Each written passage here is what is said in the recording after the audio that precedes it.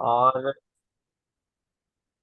Database बनाने का मकसद ये एक तो ये कि उसके ऊपर अगली क्लास के अंदर कुछ काम मजीद करेंगे। लेकिन जो है ना, डेटाबेस इस तरह से है कि अभी तक जितने भी हमने डेटाबेसेस बनाए, टेबल्स बनाए, उन तमाम का मकसद ये था कि हम उसको अब उसको बना इसको बनाना सीखें, डेटाबेस क्रिएट करना सीखें, टेबल्स क्रिएट करना सीखें, ऑल्टर करना सीखें टेबल्स को। उसके साथ साथ हमें ये था कि हम तमाम क्यूरीज को चला के उस पर चेक कर सके। तो बात ये हो गई। अब ये कि एक्चुअल में डेटाबेस अगर आप किसी को बना के दे रहे हैं, कोई सोल्यूशन प्रोवाइड कर रहे हैं, तो डेटाबेस बनता किस तरीके से है, उसमें क्या क्या फील्ड होंगी। जैसे फॉर एग्जांपल स्कूल के लिए अगर हमने काम किया था, स्कूल के लिए डेटाबेस बनाया था, तो अभी जो डेटाबेस हमने स्कूल के लिए बनाया था, तो वो नाकाफी है। यानी कि उसमें वो तमाम फील्ड्स नहीं थी जो एक स्कूल के लिए डेटाबेस जो होता है उसके टेबल्स में होने चाहिए। यानी एडमिशन्स में के अंदर अगर आप बाकायदा किसी को बना के दें, तो कम से कम भी जो फील्ड्स होंगी वो 12-15 एडमिशन के टेबल के अंदर होंगी।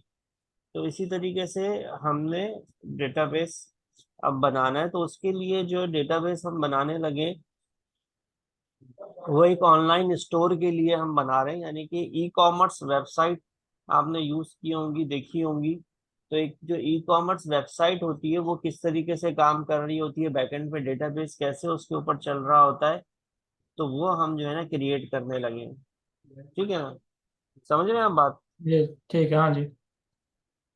तो हमने अभी तक इस तरह का कोई काम नहीं किया है, बनाए हैं डेटाबेसेस, बट अपनी प्रैक्टिस के लिए, स्टोर प्रोसीजर चलाने के लिए, ट्रिगर चलाने के लिए, इंसर्ट अपडेट डिलीट की क्यूरीज को समझने के लिए, ज्वाइंस को समझने के लिए हमने डेटाबेसेस बनाए हैं एंड टेबल्स क्रिएट किए हैं और डेटा पे काम किया है।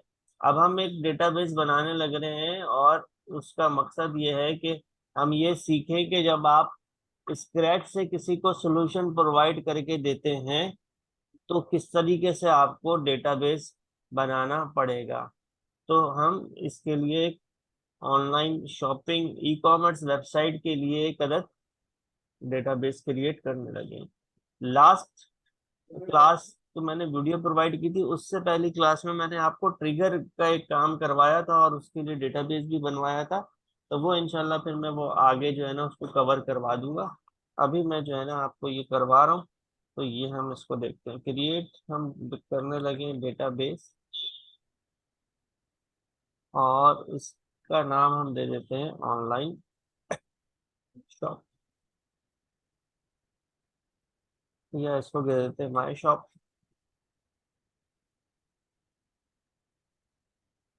ठीक है। डेटाबेस क्रिएट होने के बाद हम इस डेटाबेस के अंदर जाते हैं एंड माई शॉप।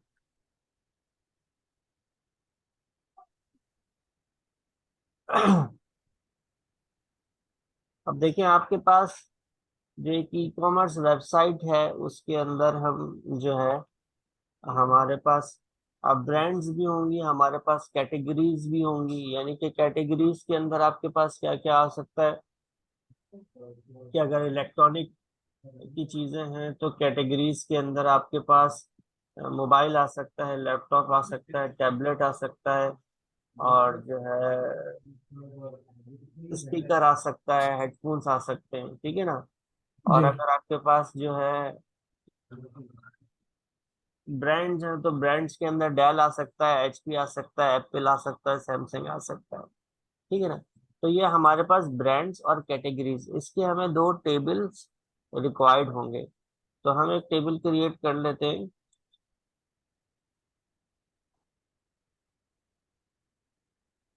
ब्रांड, और ब्रांड के अंदर हमारे पास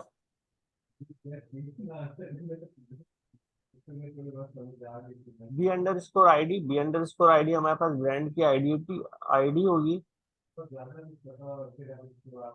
और उसको हमने आइडेंटिटी कर दिया, ऑटो इंक्रीमेंट है। और उसके बाद बी टाइटल, यानी कि उस ब्रांड का नाम, और इसको हमने कर दिया वर्षार 100। ठीक है ना।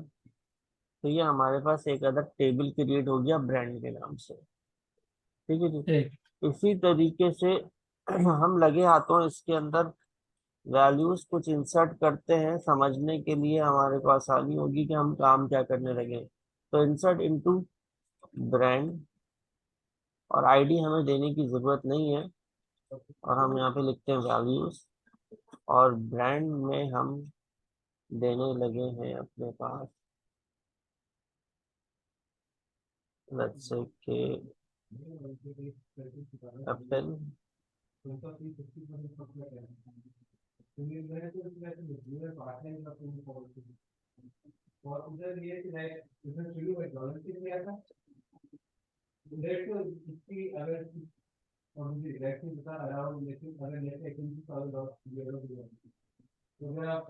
ब्रांड में डेल आ गया हमारे पास, ब्रांड में एचपी आ गया हमारे पास, ब्रांड में हमारे पास सैमसंग आ गया हमारे पास, ब्रांड में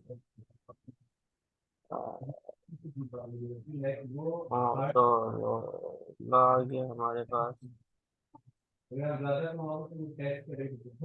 हमारे पास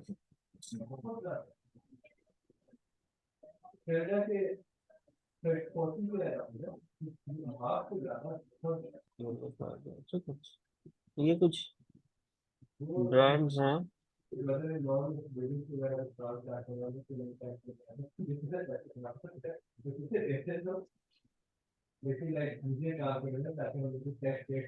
है, नहीं कुछ ब्रांड्स हैं, मैंने जो है वो इंसर्ट कर दी है यहाँ पे।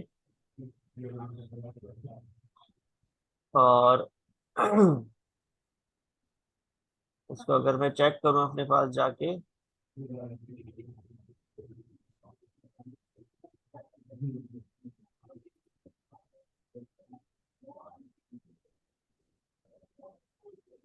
तो ये इस तरह से मेरे पास यहाँ पे ब्रांड आईडी, ब्रांड आईडी और ब्रांड टाइटल। ठीक है ना। इसी तरीके से हमारे पास कैटेगरीज होंगी।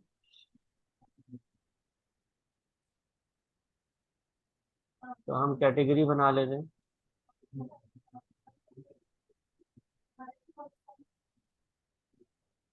कैटेगरीज,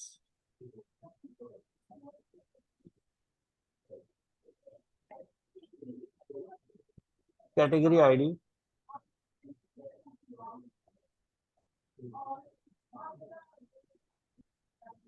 और कैटेगरी टाइटल के लिए सी टाइटल। ठीक है ना। तो अब ये जो काम हम कर रहे हैं ना, ये मतलब ये ऐसा काम है कि जिसके ऊपर आपके पास ई कॉमर्स वेबसाइट चलती है, बैकएंड पे इसी तरीके से डेटाबेस बना हुआ होता है। और हम चाहते हैं तो ब्रांड एंड कैटेगरी एक ही टेबल के अंदर चीजों को कर देते, लेकिन उसको अच्छी तरीके से मैनेज करने की वजह से हमने ब्रांड्स को और कैटेगरीज को अलग अलग रखा है। और फिर प्रोडक्ट का पेज हम अलग बनाएंगे। इंसर्ट इनटू कैटेगरी वैल्यूज, और वैल्यूज के अंदर underscore ID, brand ID, sorry, अच्छा वैल्यूज के अंदर अब हमें ब्रांड्स, सॉरी कैटेगरीज देनी है। तो कैटेगरीज के अंदर हमारे पास लैपटॉप एक कैटेगरी हो गया। ठीक है ना। और हमारे पास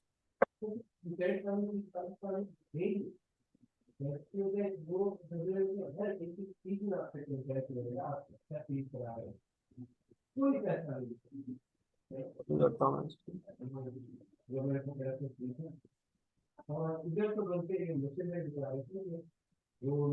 मोबाइल एक कैटेगरी हो गया हमारे पास। हमारे पास जो है लैपटॉप, मोबाइल, टैबलेट, स्पीकर,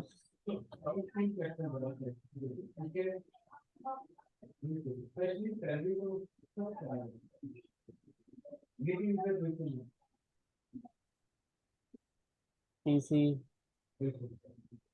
या इसको हम कर देते हैं computer.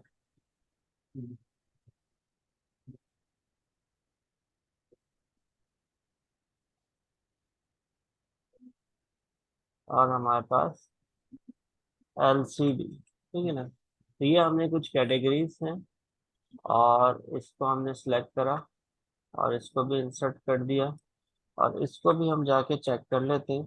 Select static from categories, ये हमारे पास टेबल बन गई।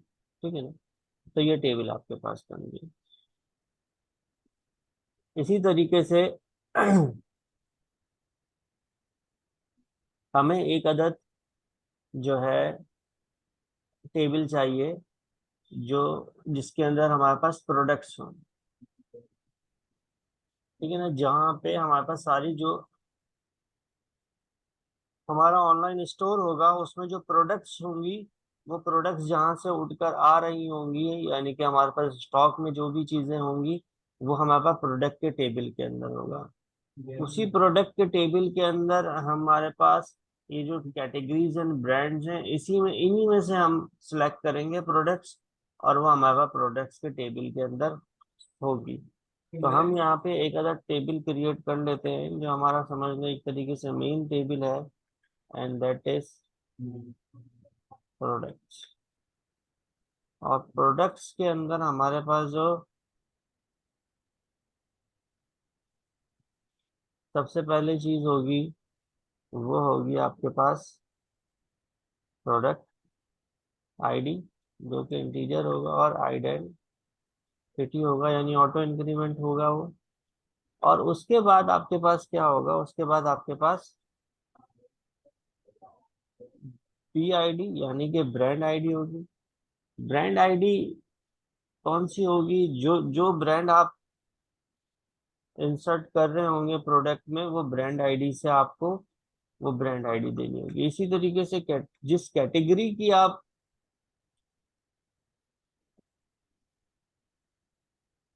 प्रोडक्ट एंटर कर रहे होंगे, वो कैटेगरी आपके पास होनी चाहिए। इसी तरीके से आपके पास ये दोनों चीजें आ गई, तीनों चीजें आ गई आपके पास। अब आपके पास जो चीज आ जाती है, वो आ जाती है पी अंडरस्कोर टाइटल, यानी कि जो प्रोडक्ट आप इंसर्ट करेंगे, उस प्रोडक्ट की डिटेल। ठीक है ना, तो वो प्रोडक्ट की डिटेल आ गई हमारे पास।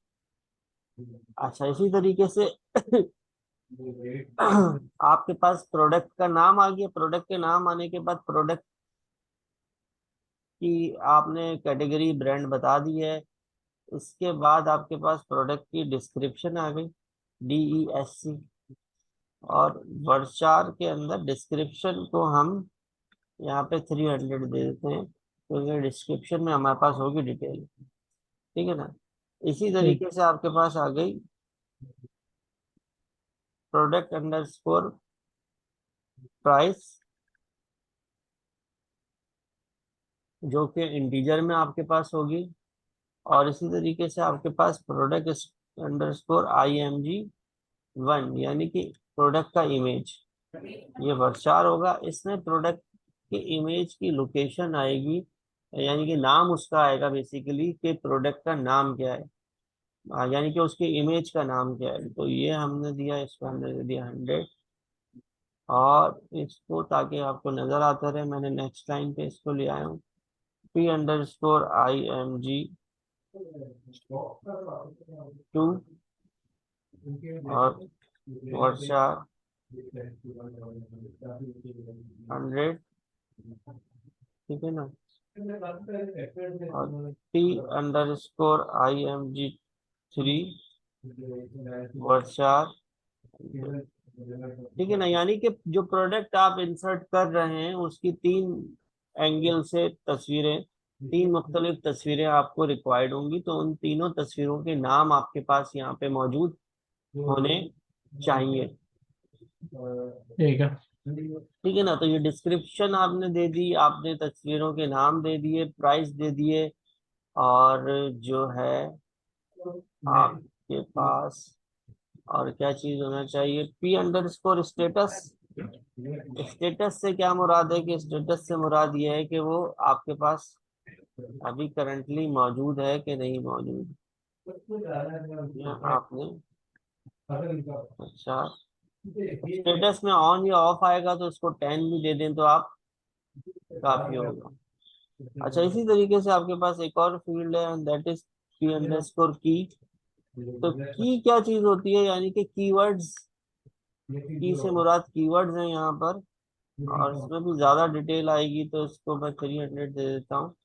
तो कीवर्ड से क्या मुराद है कि एक जो है डेल का लैपटॉप है, एक मखसूस मॉडल का, तो उसके अंदर कीवर्ड्स क्या आ जाएंगे, डेल लैपटॉप 1 2 3, यानी कि उसके मॉडल का नाम आ जाएगा, लैपटॉप, ये कीवर्ड्स है। इन कीवर्ड्स के जरिए क्या होगा कि इन कीवर्ड्स के जरिए उस प्रोडक्ट को सर्च करना आपके लिए आसान हो जाएगा। तो ये मैंने क्या बना दी, ये तमाम वो फील्ड्स मैंने यहाँ पे बना दी हैं कि जो हमारे पास प्रोडक्ट के अंदर हमें रिक्वायर्ड होगी। समझ रहे हैं बात? तो अब ये हमने एक समझ लें प्रॉपर डेटाबेस पे हम काम कर रहे हैं, और टेबल के अंदर भी हमने तकरीबन कोई फील्ड छोड़ी नहीं है जो हमें प्रोफेशनली एक ई कॉमर्स वेबसाइट के लिए रिक्वायर्ड होती है। तो ये हमने बना दिया। अब इसके बाद एक और जो हमारे पास इम्पोर्टेंट टेबल है, और वो क्या है हमारे पास, वो है कार्ट का। ठीक है ना, आपने भी यूज किया होगा, देखा होगा कि जब आप प्रोडक्ट्स को सिलेक्ट करते हैं तो वो प्रोडक्ट्स आपके पास कार्ट के अंदर जा रही होती हैं। तो हमने क्रिएट कर रहे हैं टेबल कार्ट का। अब कार्ट के टेबल में आपको क्या रिक्वायर्ड है, कार्ट के टेबल में आपको प्रोडक्ट आईडी रिक्वायर्ड है। यानी कि प्रोडक्ट आईडी क्या है कि जो प्रोडक्ट आप सिलेक्ट कर रहे हैं उस प्रोडक्ट की आईडी, ठीक है ना, यानी कि जो आप बाय कर रहे हैं। और फिर क्या रिक्वायर्ड है आपको, आपको रिक्वायर्ड है आईपी एड्रेस। आईपी एड्रेस क्या चीज होती है, आईपी एड्रेस हम वर्ड 4 में लेंगे क्योंकि इसमें कोलन आ रहा होता है आपके पास। तो आईपी एड्रेस क्या चीज होती है कि आईपी एड्रेस, आप जब इंटरनेट से कनेक्ट होते हैं तो आपको एक आईपी असाइन होती है, वो आपका आईपी एड्रेस होता है।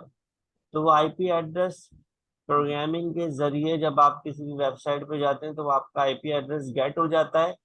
और थ्रू आउट जब आप कोई भी शॉपिंग कर रहे होते हैं या किसी भी वेबसाइट को आप ब्राउज कर रहे होते हैं तो आपका आईपी एड्रेस के जरिए आपको ट्रैक किया जाता है। आपने अगर देखा हो कि शॉपिंग की जो वेबसाइट्स होती हैं उस पर जब आप कोई भी मल्टीपल चीजें बाय करते हैं तो वो आपके कार्ट में ऐड होती रहती हैं, और आपने अभी साइन इन भी नहीं किया होता लेकिन वो आपका कार्ड मेंटेन हो रहा होता है। इवन ये कि अगर आप एक वेबसाइट के ऊपर आपने कुछ चीजें कार्ट में डाली हैं और पेमेंट नहीं करी है, दोबारा जब आप उस वेबसाइट पे जाएंगे तो तब भी आपका कार्ड अपडेट आ रहा होता है, वो पुरानी चीजें उसमें मौजूद होती हैं। और उसकी वजह ये होती है कि बैकएंड पे आपके पास आईपी एड्रेस मेंटेन हो रहा होता है और वो उनके डेटाबेस के अंदर मौजूद होता है। ठीक है ना, तो इधर हमने आईपी एड्रेस ले लिया, और जहाँ पे आईपी एड्रेस से पता चलेगा कि एक्चुअली में शॉपिंग करी किस बंदे ने, है ना। इसी तरीके से हमारे पास है क्वांटिटी। क्वांटिटी से मुराद ये कि जनाब के बंदे ने कितनी क्वांटिटी के अंदर ये चीज परचेस की है। तो ये 3 फील्ड्स हमारे पास कार्ट में इंपॉर्टेंट है, ये हमने यहाँ पे कर दी। ठीक है ना। अब जो हमारे पास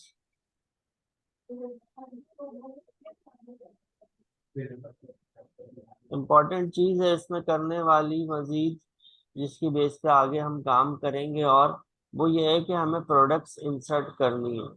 तो प्रोडक्ट्स जो हमें इंसर्ट करनी है वो हमें उसके लिए थोड़ी हेल्प लेनी पड़ेगी इंटरनेट से हमें, ताकि हम ना जेन्युइन प्रोडक्ट्स इंसर्ट करें। अब जैसे आपने यूज किया ही होगा, लेकिन हम दोबारा देख लेते हैं यहाँ पे।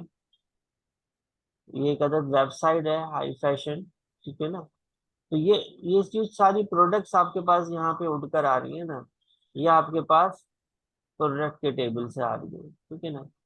और यहाँ पे आपके पास जैसे कोई प्रोडक्ट आप क्लिक करते हैं और उसको ऐड द कार्ट करते हैं, ऐड टू कार्ट करते हैं, तो यहाँ पे ये आपके पास कार्ट मेंटेन हो रहा है। तो ये काम अभी हमने परफॉर्म किया है, ये टेबल्स हमने बनाए हैं और ये कार्ट हमने बना लिया है, ठीक है ना।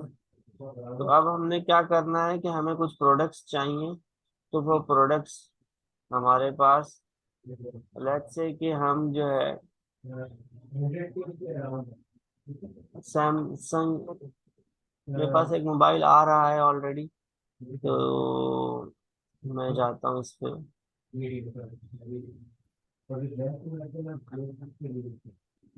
ठीक है ना, तो ये मोबाइल है मेरे पास सैमसंग गैलेक्सी, और मैं यहाँ पे अपने पास नोटपैड ओपन कर रहा हूँ।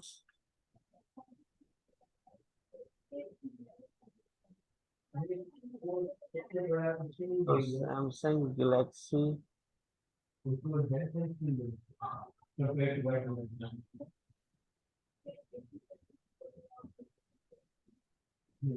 ठीक है ना, ये हमारे पास टाइटल आ गया। और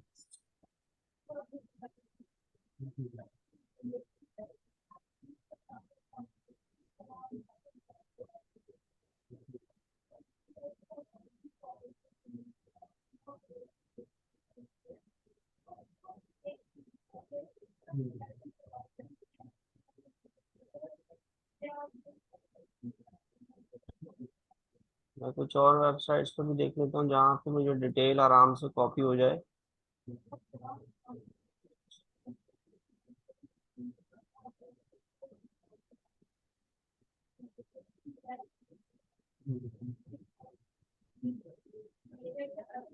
ये इसके प्राइस भी आ गए।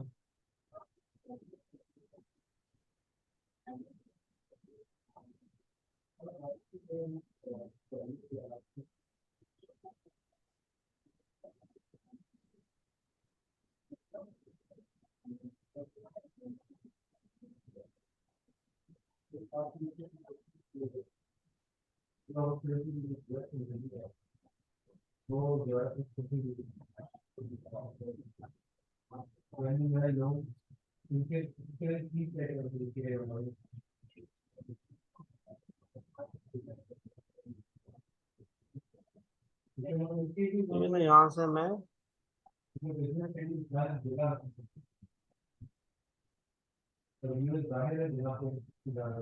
डिस्क्रिप्शन उठा लेता हूँ इसकी।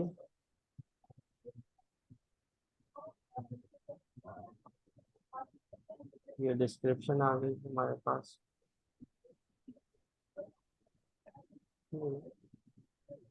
तो ये हमारे पास,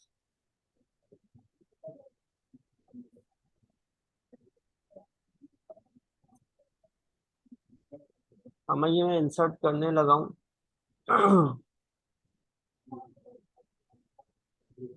इंसर्ट इनटू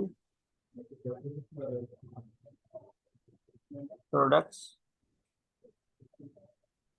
वैल्यूज। अब प्रोडक्ट आईडी ऑटो इंक्रीमेंट है, वो आपके पास खुद से इंक्रीमेंट हो जाएगी। और मेरे पास जो मोबाइल है, वो मोबाइल कौन सा है, वो मोबाइल आपके पास सैमसंग का है, ठीक है ना। तो अब आप देखें कि हमें थोड़ा सा देखना पड़ेगा, यानी कि अब मुझे क्या देना है, ब्रांड आईडी देनी है, तो सिलेक्ट स्टेरिक फ्रॉम ब्रांड। तो सैमसंग की मेरे पास ब्रांड आईडी क्या है, 4 है। तो हम्म। मुझे यहाँ पे क्या देनी पड़ेगी, 4 देना पड़ेगा, ठीक है ना। और मेरे पास कैटेगरी क्या है, कैटेगरी मोबाइल है। तो यहाँ पे कैटेगरीज में जाके मुझे देखना पड़ेगा कि यहाँ पे क्या है, मोबाइल आ है, 2 पर है मोबाइल, तो 2 मोबाइल है, ठीक है ना। इसी तरीके से अब मेरे पास क्या आ गया, यहाँ पे प्रोडक्ट टाइटल आ गया। तो टाइटल मैंने कॉपी किया हुआ था, Ctrl+C,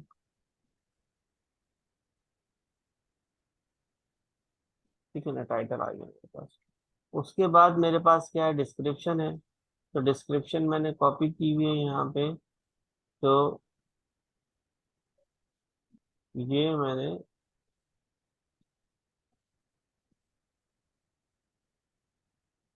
ठीक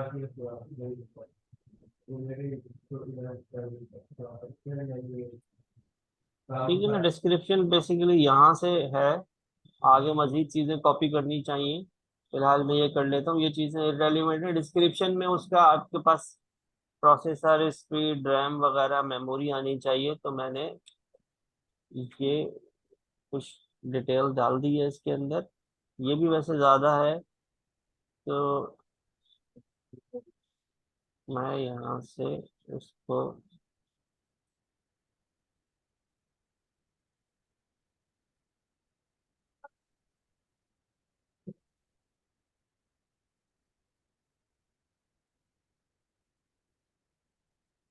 यानी हमारे पास उसकी रैम कितनी है ये आना चाहिए, 50 MP।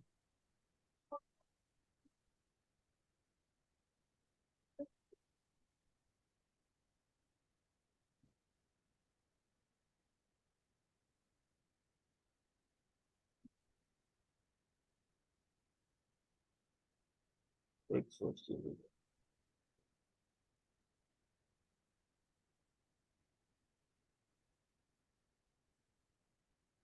ठीक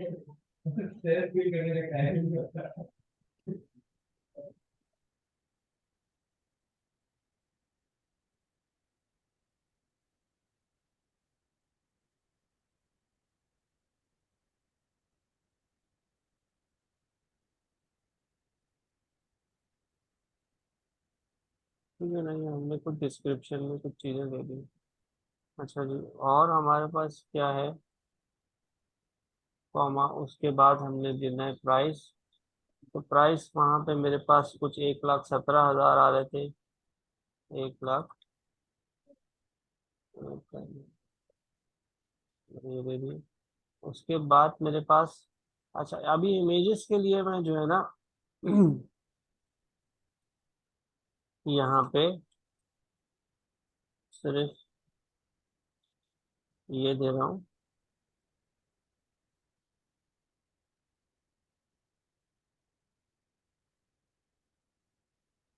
स्टेटस। तो अभी हम इसका ऑन रख रहे हैं, यानी कि ये मौजूद है, इंसर्ट करते हुए स्टेटस ऑन रख रहे हैं। और हमारे पास जो की है उसके अंदर हम कह रहे हैं सैमसंग मोबाइल, कॉमा, जो है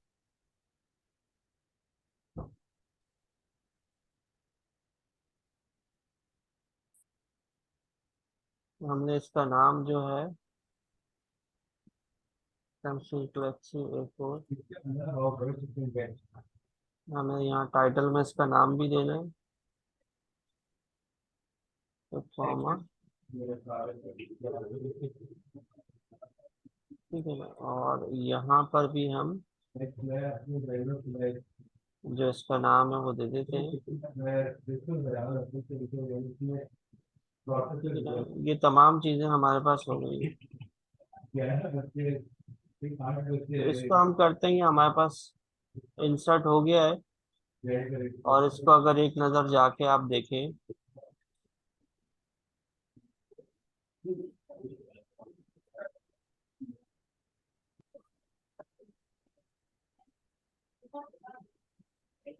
तो हमारे पास ये आ रहा है, ठीक है ना।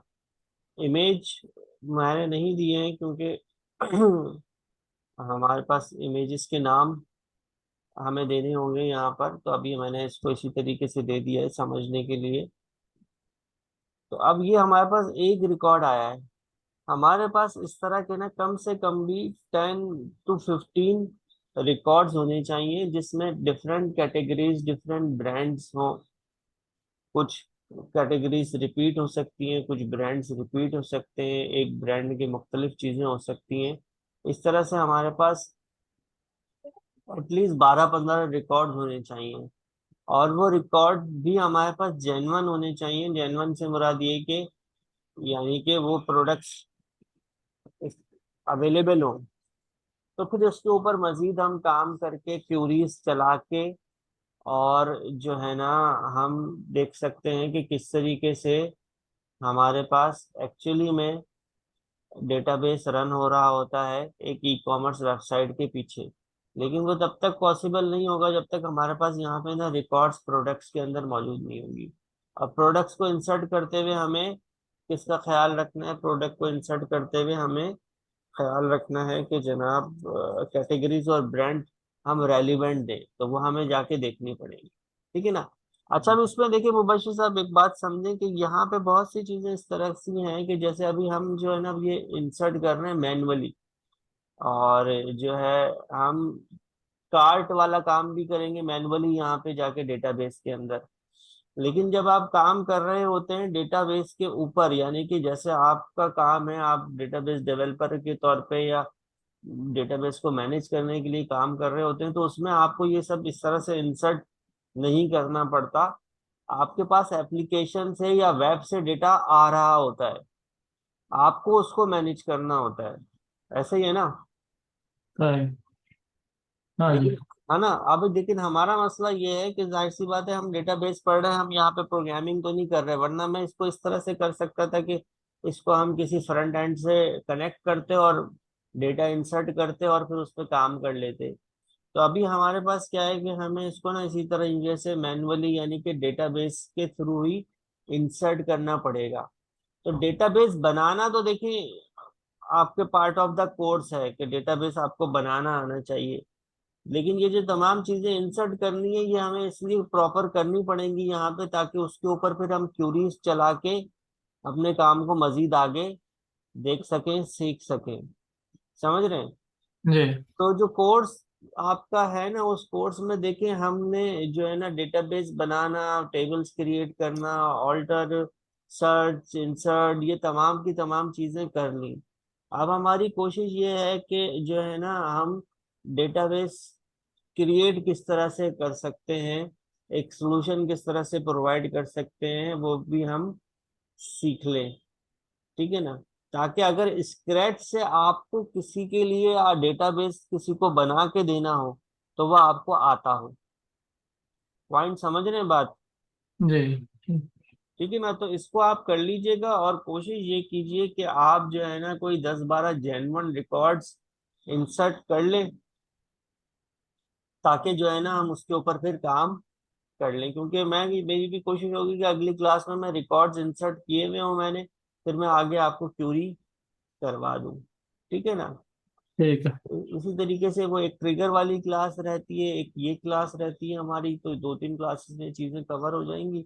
बाकी जो मेनली हमारे पास क्यूरीज का काम था वो हम ज्यादातर कर चुके हैं, उसमें कोई ऐसी चीजें नहीं है। एक चीज मैंने यहाँ नोट डाउन की थी, ये 2 चीजें हैं, ये लाइक की क्यूरी के अंदर है। ये इंशाल्लाह फिर मैं नेक्स्ट क्लास में आपको करवा देता हूँ, आसान है ये, तो मैं करवा दूंगा आपको। ठीक है ना? ठीक है। ठीक है, थैंक यू वेरी मच। चलो शुक्रिया। ओके। हाँ।